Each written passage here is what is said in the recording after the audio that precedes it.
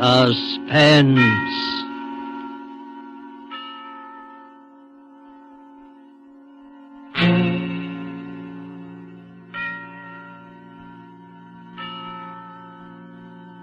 This is the Man in Black, here again to introduce Columbia's program, Suspense. Our star tonight is Mr. Sidney Greenstreet, one of Hollywood's most sensational newcomers in a number of years. The famed fat man who lent his suspenseful talents to the Maltese Falcon and across the Pacific.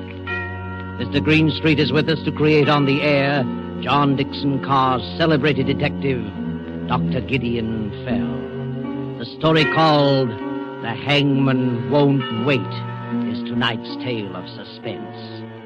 If you have been with us on these Tuesday nights, you will know that suspense is compounded of mystery and suspicion and dangerous adventure. In this series are tales calculated to intrigue you, to stir your nerves, to offer you a precarious situation and then withhold the solution until the last possible moment. And so it is with The Hangman Won't Wait and Mr. Greenstreet's performance. We again hope to keep you in suspense.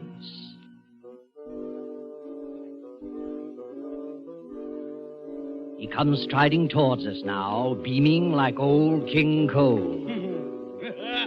You can probably hear him chuckle. If he wheezes a little, that's due to weighing more than 300 pounds. Slander, sir. Gross slander. You notice the 3 chins in the bandit's mustache and the eyeglasses on the black ribbon. He removes his hat with old-school courtesy. Don't try to bow, Doctor. He is Gideon Fell, Doctor of Philosophy and expert in crime, if he tells us something about the Barton case. Sir, I've only one remark to make about the Barton case. Everybody was wrong. I'm afraid we don't quite follow that. The judge was wrong. The jury were wrong. The prosecution was wrong.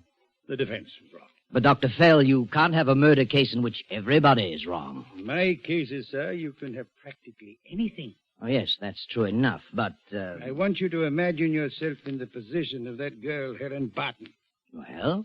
Imagine yourself waking up suddenly in the middle of the night. You're terrified. You don't know why. The room is cold and nearly dark. All of a sudden, you realize it's a room you've never seen before. There's a queer smell like old stone and disinfectant. There's no sound except...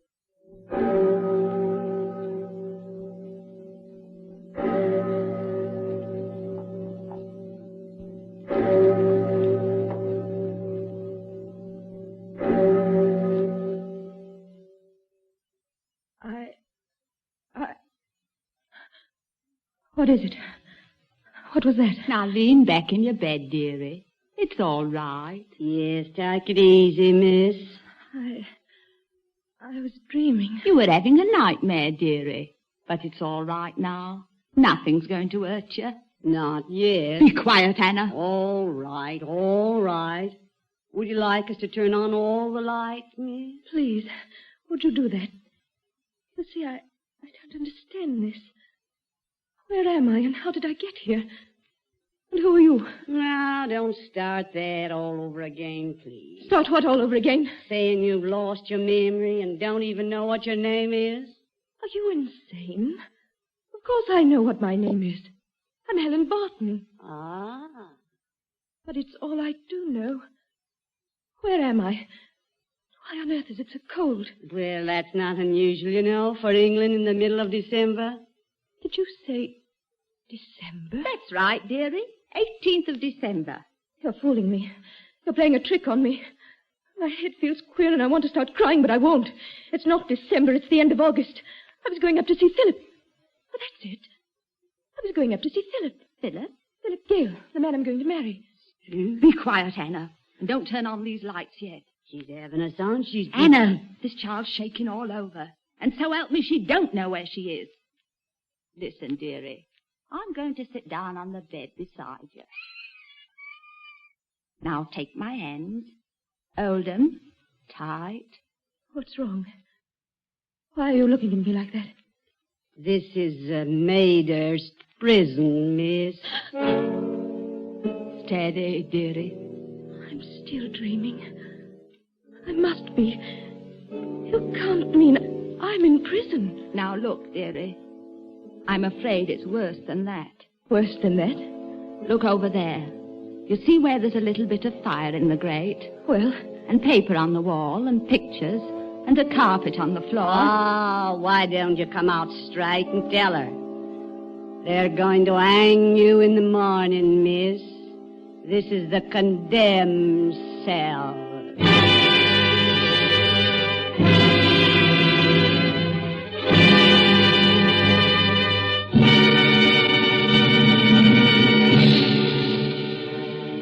With sudden shock, the prison clock smote on the shivering air.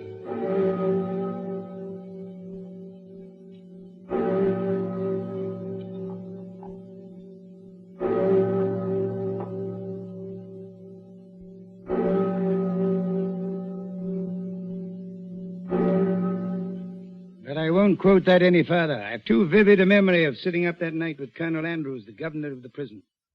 Over here, you'd call him the warden. There's a little office with a lamp shade tilted so that I could see his face. And he said, I hate executions, loathe them. Can't even sleep the night before. If you hadn't offered to come here and save my life... This is a strange place, sir, to talk of saving lives. No, it's no good being sentimental about the thing. That's the law. I didn't make it. But I gather you're not exactly happy about this case. I'm not. That's a fact. Mind you, there's no doubt whatever about the girl's guilt. I'm gratified to hear it. But if only she'd confess. Most of them do, you know. They confess to you? To me or to the hangman. Not often to the chaplain, because they think he'll threaten them with the hereafter.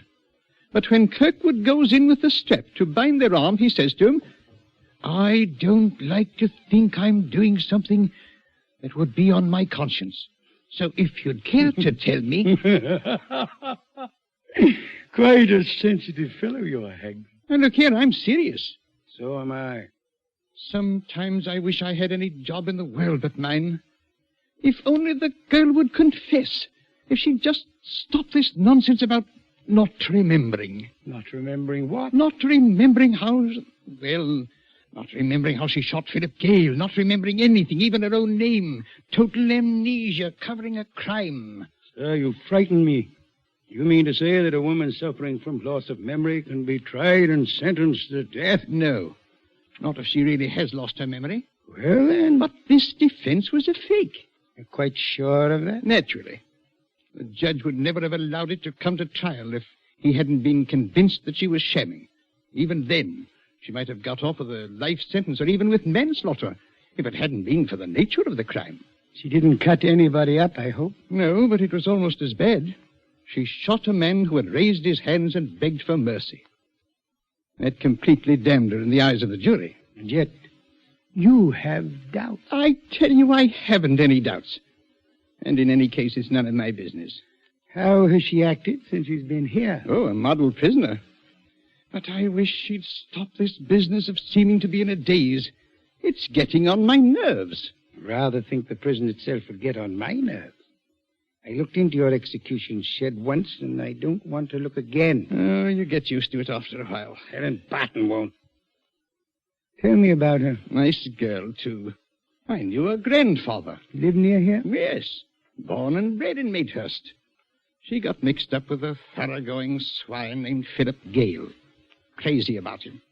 Wouldn't hear a word against him. Then he threw her over for a woman with money.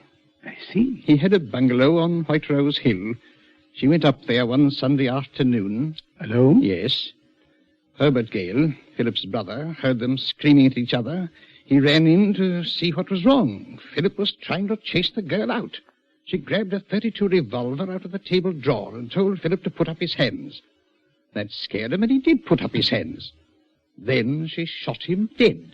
And afterwards? Afterwards, she couldn't remember.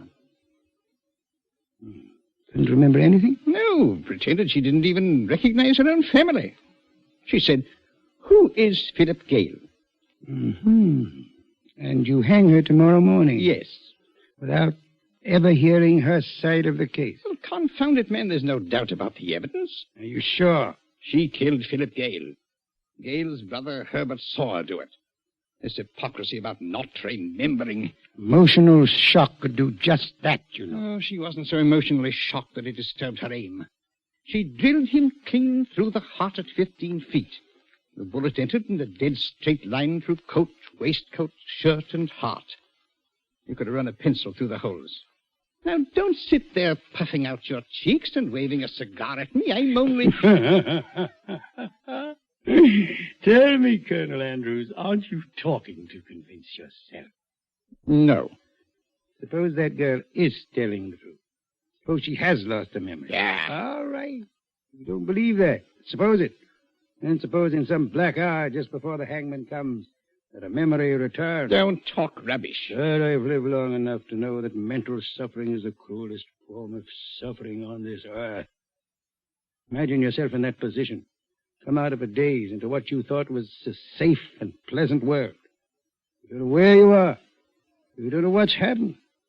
You only know that when the clock strikes 8, they're going to take you out and... Did you hear that? Yes. Are you thinking what I'm thinking? Yes. It isn't possible.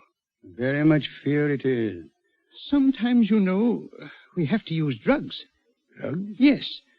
When we take them to the execution shed. It's only a short distance, and we try to get it over in a matter of seconds, but sometimes they can't walk. Yes? What is it? Beg pardon, sir, but I thought I'd better get you, or the doctor, or the chaplain, or both. Oh, what's the matter with you men? You're as white as a ghost. Can't help that, sir. I've been a warder at this place for a matter of 15 years, but I never knew anything like this. It's the, upstairs room, I suppose, Miss Barton? Yes, sir. Hysterical? Yes, sir. She says she remembers now. I see. She's carrying on something awful, sir. But that ain't all. She claims she never done it. What's that? She claims she never killed Mr. Gale at all. Never killed? That's all, Harris. You may go. Yes, sir. Any other disturbances in the building? Well, sir, they're a bit restless in A-wing. That's usual. Yes, sir. And there's a bloke, outside the prison, who keeps hanging about in front of the main gate. You can see him by the street lamp. First, he'll take a few little quick steps back and forth. Then he'll run and stick his face against the bars of the gate. Then he'll go back to pacing again. Fair gave me the creeps, it did, even before this other thing. You don't happen to know who he is? It's the other Mr. Gale, sir. Herbert Gale. I hadn't the art to chase him away. All right, Harris, go ahead. I'll be along in a minute. Yes, sir. So the girl claims to be innocent. You heard that, eh? Yes, I heard it. What do you mean to do? I'll see the girl, of course. But it won't affect the issue. Not even if she does happen to be innocent? Well, in the name of heaven, try to understand my position. Believe me, I do understand it. The jury convicted this girl of murder. Her appeal was dismissed. The Home Secretary has refused to intervene on behalf of the King. You couldn't do anything even if you wanted to. You couldn't even appeal to the Home Secretary without new evidence. Exactly. And it's too late for new evidence, because you can't just accept the word of Helen Barton. All the same, I'm dreading this interview. It's against regulations, but I wish you'd come along with me. Oh, if there were only something. There isn't. Where's the whiskey? I think a little stimulant. She will need the stimulant. Well, it's a cold night. It'll be colder yet where she's going.